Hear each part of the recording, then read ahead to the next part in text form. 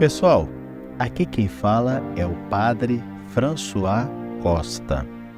Todos os dias, como já é costume, rezamos a oração do Ângelus, ou a oração do Anjo do Senhor.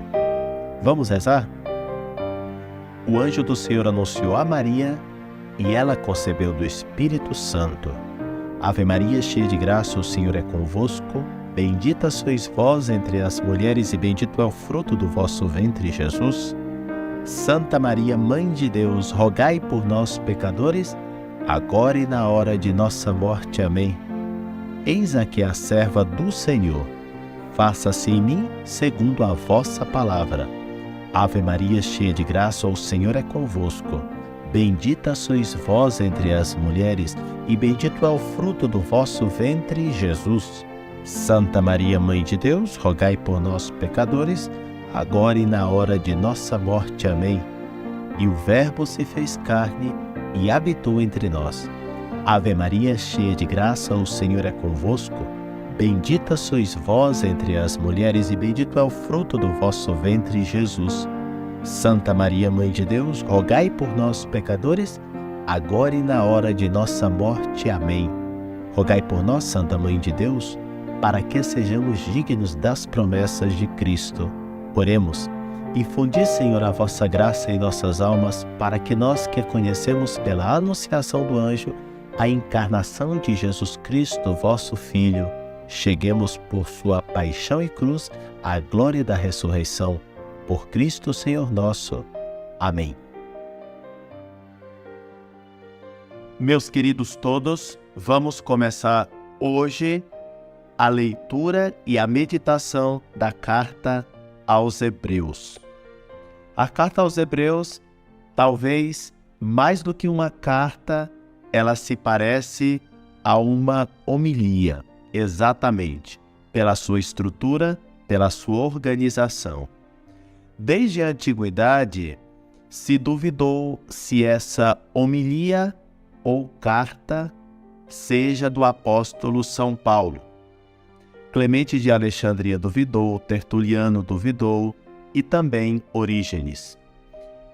Os críticos modernos continuam duvidando se deve atribuir essa carta a São Paulo. De fato, vocês já devem ter observado que quando se fala da carta aos Tessalonicenses, nós enunciamos da seguinte maneira: Carta de São Paulo aos Tessalonicenses.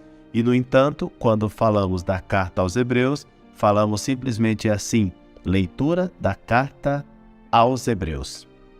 Realmente, pelo seu estilo, pela maneira como utiliza a língua grega, pelas expressões, pelos termos, pelas palavras que aparecem e que são as bastante novas com relação a outros textos que sim são de São Paulo, nós podemos dizer que essa carta realmente não foi escrita por Paulo apóstolo. Provavelmente foi escrita por um dos seus discípulos, alguém que o seguia de perto e que tem uma tendência mais tratadista, ou seja, uma exposição sistemática sobre Jesus, o seu sacerdócio e sobre o culto cristão, que são os principais temas da carta aos Hebreus. Aos Hebreus, assim se lê como destinatário desse texto canônico e que, portanto, faz parte da Sagrada Escritura. Que tipo de Hebreus? Se trata daqueles cristãos que se converteram à fé católica. Aqueles cristãos que eram judeus, mas que se converteram à fé cristã. Vejam só, no início do cristianismo, e se a gente quiser pode estender para todos os séculos, nós temos basicamente dois tipos de cristãos. Os cristãos que vieram do judaísmo, os judeu-cristãos, e os cristãos que vieram do mundo pagão. ou seja, uma espécie de pagano-cristianismo. Ou, para ser mais exato, nós poderíamos falar do heleno-cristianismo e do cristianismo latino, ou seja, os dois grandes mundos dominantes da época.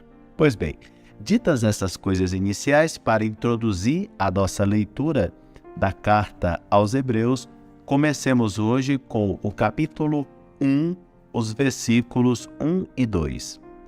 Muitas vezes e de muitos modos falou Deus outrora aos nossos pais pelos profetas. Percebam que o autor da carta aos Hebreus, ele considera todo o Antigo Testamento como uma grande fala de Deus. Deus fala através dos profetas. Abraão, Isaque, Jacó, Moisés, Samuel, Isaías, Jeremias e muitos outros profetas do Antigo Testamento são sujeitos, são pessoas que receberam a divina revelação e a comunicaram. Por isso, muitas vezes Deus falou, de muitos modos Deus falou, porque também Deus não fala simplesmente pela palavra, mas fala também através dos gestos. E os gestos acabam exemplificando as palavras e as palavras acabam dando significado aos gestos. Essa estrutura é muito interessante porque também é uma estrutura sacramental.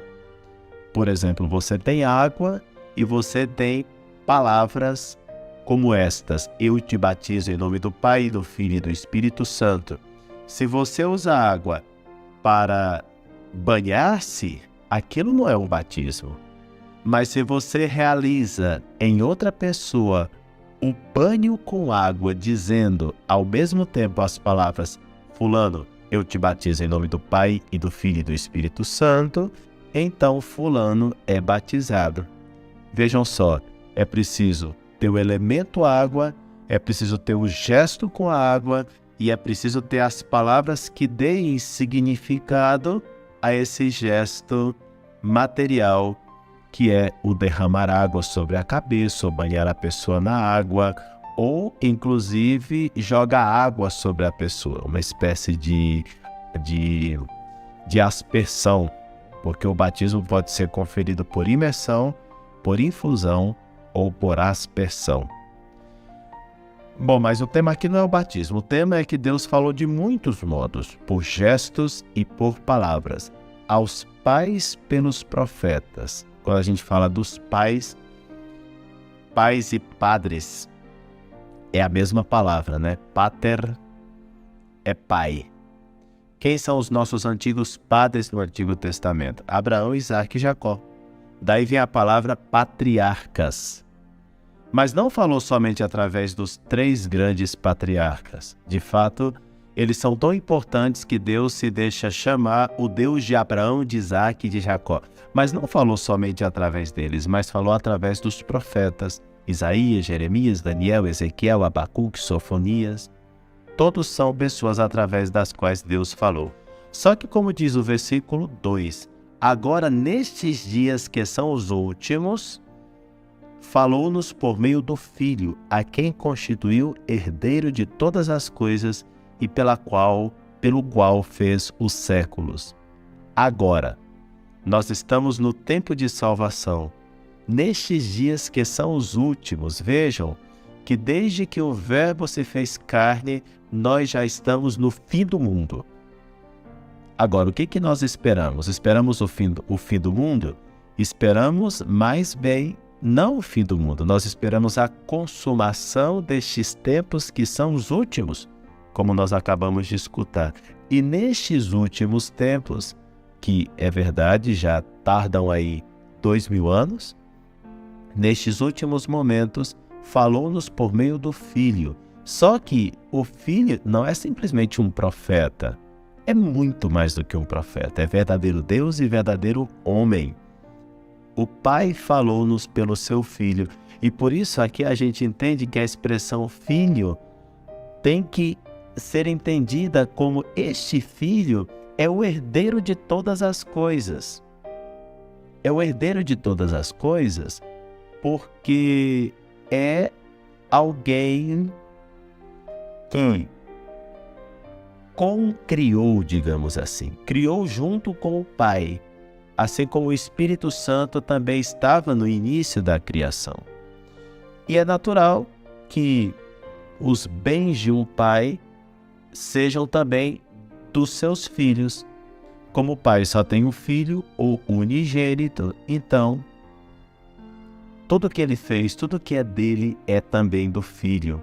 Por isso, ele constituiu seu filho herdeiro de todas as coisas e foi por ele, pelo filho, que fez os séculos, ou seja, os séculos dos tempos, a eternidade e o tempo pertencem a Jesus Cristo.